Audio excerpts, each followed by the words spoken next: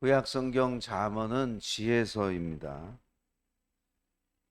잠언은 우리나라의 속담이나 격언과 같이 반복적인 일상을 통해서 얻어지는 경험에서 하나님의 진리를 추출해내는 그런 지혜서입니다.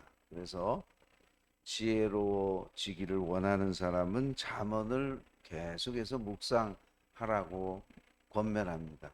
잠언은 31장으로 구성이 되어 있어서 매일 그 날짜에 맞게 한 장씩 반복해서 계속해서 잠언을 묵상하면 지혜로운 사람이 된다. 그렇게 전통적으로 알려져 있습니다. 속담이나 격언도 그렇죠. 예를 들어 바늘 도둑이 소도둑된다. 작은 잘못을 계속해서 그것이 버릇이 되게 되면 나중에 큰 죄를 짓게 된다. 그런 말이죠. 발 없는 말이 천리간다. 말은 발이 없지만은 소문이 얼마나 빠른지, 그래서 입조심해라 그런 말이고, 아니 땐 굴뚝에 연기 날까, 어떤 결과에는 반드시 원인이 있다 그런 말이죠. 이와 같이 반복적인 일상생활을 통해서 지혜를 발견하는 것이 속담과 격언인데, 이 잠언도 그런 성격이 있어요.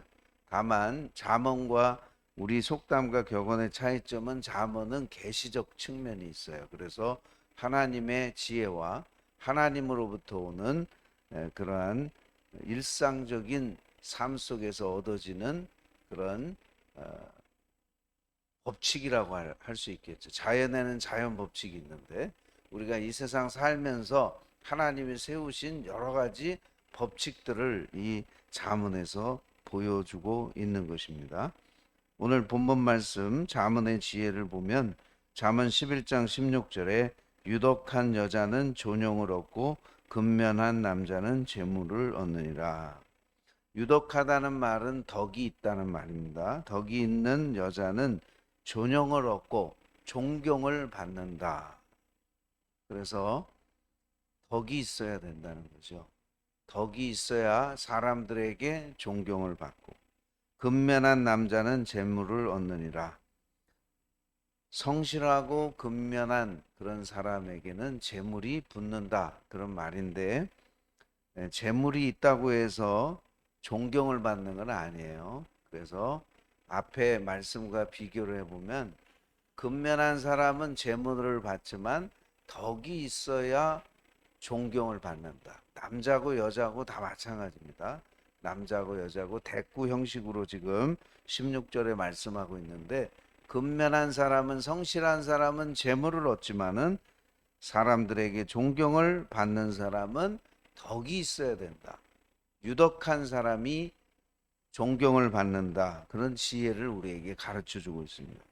17절에 인자한 자는 자기의 영혼을 이롭게 하고 잔인한 자는 자기의 몸을 해롭게 하느니라. 인자한 사람, 남에게 자비를 베푸는 사람, 그 사람은 자기의 영혼을 이롭게 하고, 자비가 없는 잔인한 사람은 자기의 몸을 해롭게 한다.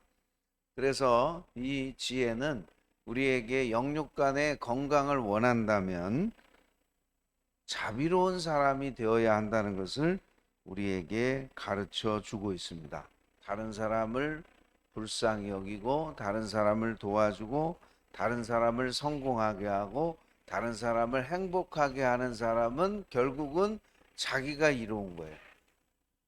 그런데 다른 사람에게 잔인한 사람, 자비를 베풀지 않는 사람은 결국 자기 자신이 해를 입게 된다. 건강을 잃어버리게 된다.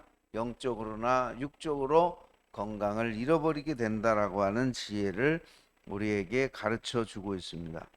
자, 잔인한 사람은 어떤 사람입니까? 자비가 없는 사람은 항상 남을 비판하고 공격하고 꼬투리를 잡는 사람. 그런 사람은 자비가 없는 사람이에요. 자비로운 사람은 불쌍히 여기는 사람이죠. 자, 잔인한 사람의 대표적인 예가 여러 가지 있지만, 그 중에 욥의 세 친구가 있습니다. 욥이 고난을, 정말 인간이 감당하기 어려운 고난을 겪었어요. 재산도 다 잃어버리고 자식들도 잃어버리고 심지어 나중에는 자신의 건강까지 다 잃어버리게 됐는데, 죄 때문에 욥이 그런 고난을 겪은 건 아니에요. 모든 고난이 다 죄 때문에 오는 건 아니죠. 물론 죄로 인해서 죄의 결과로 당하는 고난도 있어요. 그러나 적어도 욥이 당하는 고난은 죄 때문에 당하는 고난은 아니었습니다.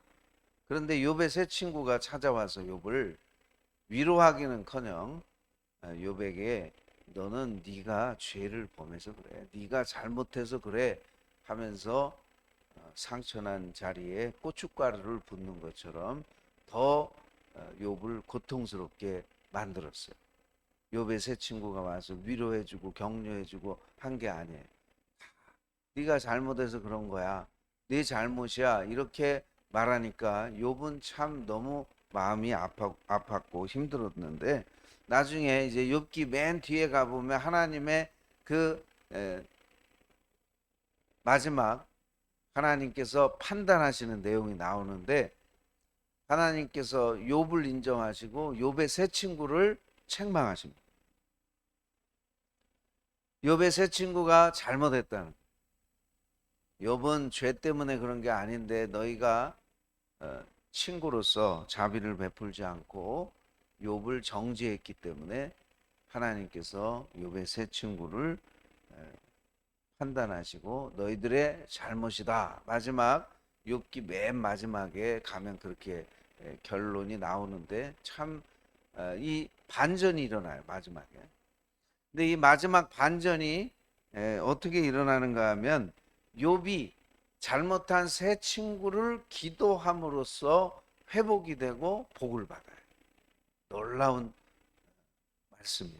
욥기 42장 10절에 보면 욥이 그의 친구들을 위하여 기도할 때 여호와께서 욥의 공경을 돌이키시고 여호와께서 욥에게 이전 소유보다 갑절이나 주셨다. 그래서 욥이 고난 당하다가 두 배의 갑절의 복을 받게 되는 그 터닝 포인트, 어떤 반전의 그 기점은 뭐냐면, 자기에게 정죄하고 심판했던 그 세 친구들을 불쌍히 여기고 그들의 죄를 하나님 앞에 불쌍히 여기면서 기도했을 때 그런 놀라운 반전이 일어나게 되었다는 것입니다. 여러분, 오늘 이 말씀 우리가 기억하시고, 다른 사람에게 자비를 베푸는 사람에게 하나님께서 복을 주신다는 것을 꼭 기억하시고, 예수님께서도 마태복음 5장 7절에 긍휼히 여기는 자는 복이 있나니 그들이 긍휼히 여김을 받을 것이며 그랬어요. 자비를 베풀고 다른 사람을 불쌍히 여기는 사람, 그 사람이 진정으로 행복한 사람이다. 이 긍휼이라고 하는 것은 하나님의 성품이고 예수님의 성품입니다. 우리는 하나님으로부터 엄청난 긍휼을 받은 사람, 엄청난 자비를 받아서 우리는 하나님이 내게 베푸신 그 긍휼과 자비는 셀 수도 없고, 그 엄청난 긍휼과 자비를 우리는 다 갚을 수조차도 없고 다 생각할 수조차도 없을 만큼 우리는 하나님께 긍휼과 자비를 잊고 사는 사람이에요. 그런데 그 은혜와 그 자비와 긍휼을 받고 사는 사람이 다른 사람에게 잔인하게 굴고 다른 사람에게 자비를 베풀지 않는다면은 나만 해로운 것이 아니라 내 주변 사람들도 다 해롭습니다. 자비를 베푸는 사람은 나도 복을 받고 내 주변의 사람도 복을 받아요. 오늘 여러분, 이 잠언의 지혜를 기억하시고 하나님의 아름다운 성품, 예수님의 아름다운 성품을 가지고 살아가시는 목양교회 성도님들이 되시기를 축복합니다. 그러면 여러분이 복을 받을 뿐만 아니라 여러분 주변 사람들도 복을 받습니다. 자비와 긍휼을 베풀며 사는 저와 여러분 되시기를 주의 이름으로 축복합니다. 기도드리겠습니다. 거룩하신 아버지 하나님, 우리는 말할 수 없는 하나님의 자비와 긍휼을 잊고 사는 사람인데, 그것을 깨닫지 못하고 내가 잘나서 내가 잘해서 그렇게 사는 줄로 착각할 때가 너무나 많습니다.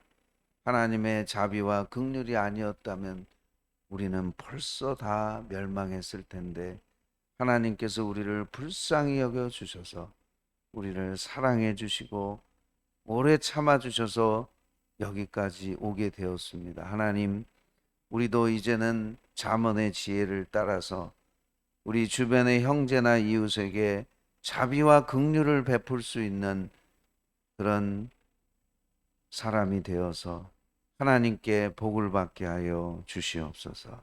잔인한 사람은 해롭다고 말씀했습니다.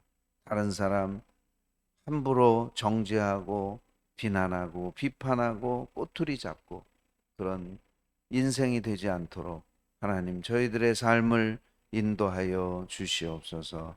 예수님의 이름으로 기도하옵나이다. 아멘.